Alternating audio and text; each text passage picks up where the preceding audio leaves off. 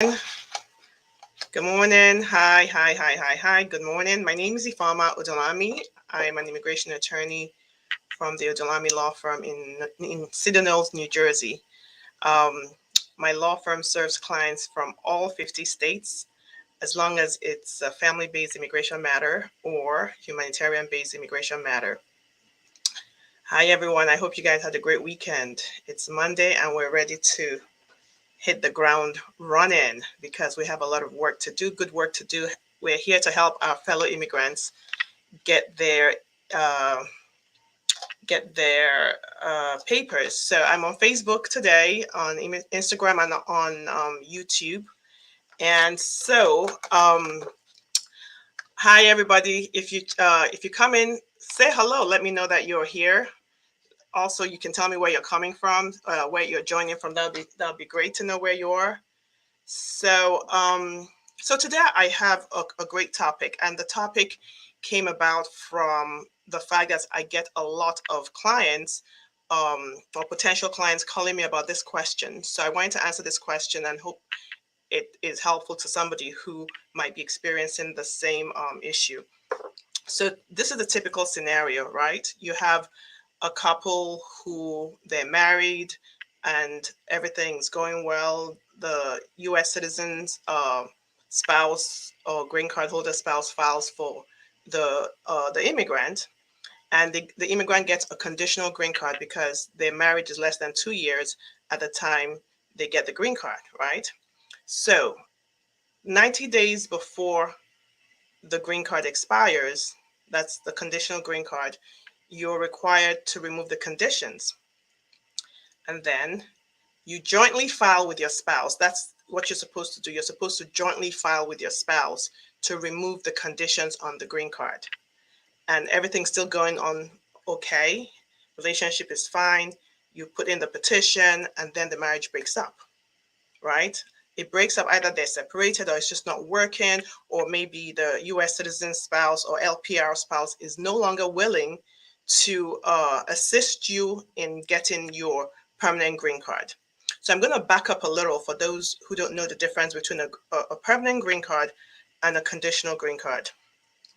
Hi, Sylvester. How are you? Thank you for joining. So a permanent green card is a 10-year green card, right? Um, when you get a 10-year green card, you can renew it, or you can uh, file to get your naturalization, become a U.S. citizen after 3 years or after 5 years, depending on how you got your green card. Now, a conditional green card is a temporary green card. You only have it for 2 years. And the reason you get a conditional green card is because your marriage was less than 2 years at the time the green card was approved. So you get a 2-year green card, you have to remove the conditions, and then you typically might have to go for another interview. And then USCIS gets a chance to look at your relationship again to see if they got it right the first time, or because sometimes they may give you that green card and then they may deny you the second time when you file for the removal. It happens all the time. So just because you get the conditional green card does not mean that you're going to get a permanent green card. You still have the burden of proving that it was a legitimate good faith marriage. Okay, so that's what we're going to talk about today. So this fact pattern where you put in your joint petition, you and your spouse, and then the relationship doesn't work out anymore. So what do you do? Well, it's easy. Don't give up hope. There are 4 exceptions to the joint filing requirement. And if you meet one of them, all you have to do is update USCIS with the fact that you're no longer doing a joint filing of the a removal by joint filing with your spouse. You are now doing it by yourself using a waiver. You just have to let them know that, and then you have to prove your case. So I'm going to go through the waivers so that you know what you need to do. All right. So the first waiver I'm going to discuss is the waiver of divorce, right? So if the marriage is no longer valid and you filed a divorce, you can get a waiver and get your green card through a divorce. So what do you need to do if you're using the waiver of divorce? Number one, you actually have to be divorced. You have to have the judgment of divorce. because if you don't have the judgment of divorce, you will be denied. So you have to have the judgment of divorce and submit it. And number two, you have to show that your relationship was a bona fide marriage. That requirement of a bona fide marriage is in almost, I can tell you, really all marriage petitions. I think the only one that is not required is the extreme hardship. You may not be required to prove a bona fide marriage in an extreme hardship case, but really in every USCIS is really intent on making sure that people are not taking advantage of US citizens or green card holders. People are not getting involved in marriage fraud. So it's your burden to show that it's a bona fide marriage. So when you get the green card, the temporary green card, you put in a lot of submissions. You know, you put in submissions showing that you have your finances are commingled. You put in documents showing that it's a real relationship. You have pictures with family, friends.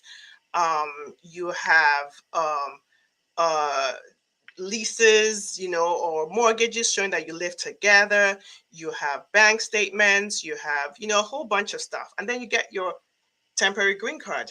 So when you're going to do the conditional green card, the waiver, you have to update USCIS. So don't submit just the same things you submitted, okay? Because that's going to get you a denial. They're going to tell you that, well, why don't you have anything new? Right? Unless you have an explanation for that, it's going to be a denial. So you want to show that from the last submission, there additional information to show that it was a real marriage. Now, if your relationship stopped working out shortly after the submission, you can explain that, right? But you're going to have to really explain what happened, because the I-751 interviews, they're really, really thorough. Okay. Now, the good news is this, right? In an attempt to lower the backlog, right, to decrease the backlog, USCIS has said that if you submit an application that shows it's a good faith marriage and it meets all the other requirements, they may not even call you for that second I-751 interview. And that's the reason why it's so important that when you put in your packaging, when you prepare your package, that you prepare it properly. You don't do a skeletal petition. You want to put all the information. So you want to put information that shows that, if I typically start from even the first application, even from when you were dating, but you want to also focus at this point at what USCIS does not have. So that's more information since your last application. So if you have a child, you want to put in the birth certificate of the child. If you bought a home, you want to show mortgage documents. If you travel together, went on vacation, show receipts, airline receipts, train receipts, or hotel receipts, anything that shows that you guys continue to be a couple, right? Until it didn't work out anymore, right? Now, so that's the waiver of divorce, right? Now, sometimes you file the divorce, but at the time you're putting in your filing, it's not ready. The divorce petition has not been granted. You can submit it and let USCIS know that maybe you can submit the order, the paperwork you submitted for the divorce. However, if at the time you're called for your interview, you don't have the judgment of divorce, you will be denied. Okay, that's really it. So if you're going to go on that waiver of divorce, you want to really fast track your divorce. Okay. Luckily for people, it's really taken about 2 years really to get things through. Sometimes, it's taken about 2 years to get an interview, or to get for USCIS to begin to review the case. So you do have some time, but I will tell you not to rely on that and just try to fast track your divorce as soon as possible. So what happens is, when they don't get that divorce, they'll send you something called a request for evidence. All right. So let's go to the second waiver. The second waiver is that of abuse, physical abuse or extreme cruelty. This waiver is similar to the VAWA, Violence Against Women's Act, right? One of the differences between this and VAWA is, with VAWA, you don't have a green card. So you're starting from scratch, really, right? With the I-751, you have a temporary green card, and you're looking to remove the conditions on the green card based on the fact that your spouse has been abusive to you. And I think I've talked about this before in detail. It could be physical abuse, but it doesn't have to be physical abuse. It could be emotional abuse. It could be psychological abuse, And how do you get this, how do you get to tell USCIS what you went through? You have to prepare a declaration. Your declaration is your story with the evidence of the abuse you've suffered. If it was a physical abuse and you have a police report or hospital records or pictures or affidavits from family members who know what you went through, that's good.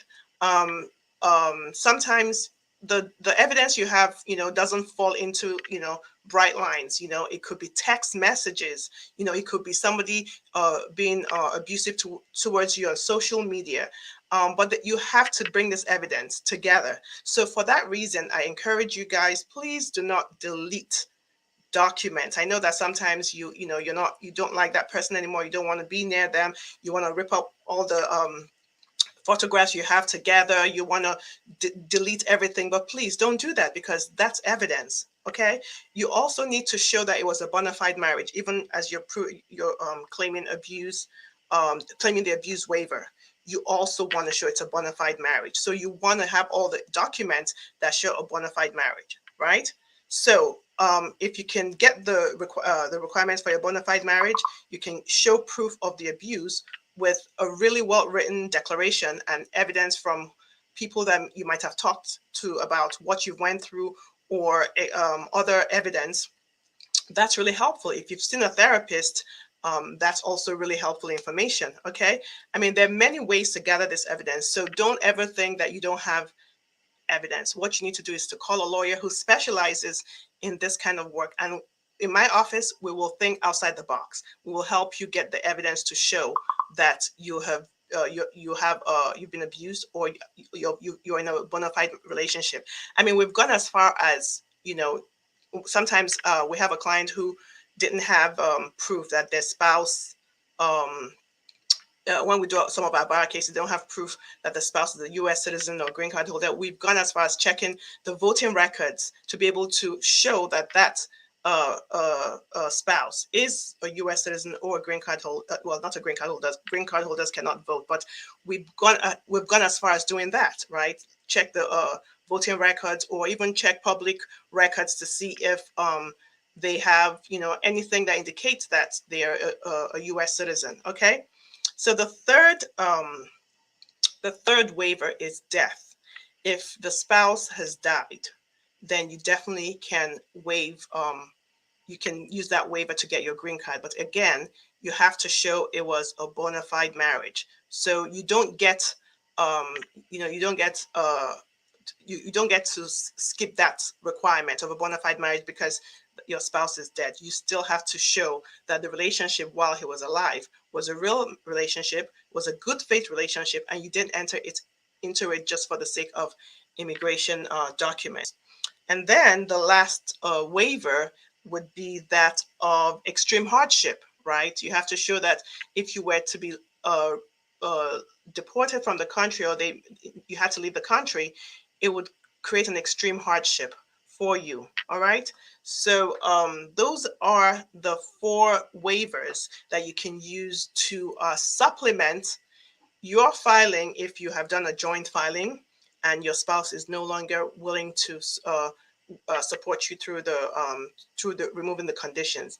And it also works for people who never had the support of their spouse. And I mean people who had to file the I-751 on their own from the start as a self-petition. Okay, so those are the ways to get your permanent green card.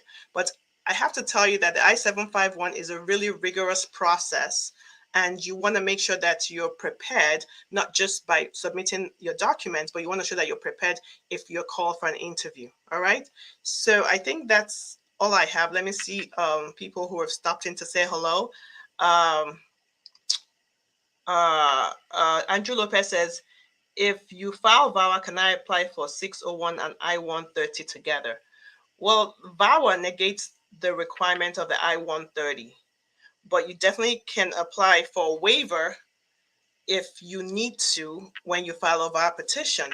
So, but I don't know the details of your case. So I think, Andrew Lopez, you need to talk to an attorney because you want to make sure that you're doing it the right way, because VAWA takes a long time. You don't want to go through the process and get denied because of something you didn't do right. So you want to talk to an attorney to make sure that you're doing it right. And I have Thomas. Hi, Thomas. Okay, so everyone, I just wish everyone a happy week, and I'm going to sign off because I need to get started with work, but I just wanted to stop in here and give you guys some good information to start the week. All right, take care, everyone. Bye.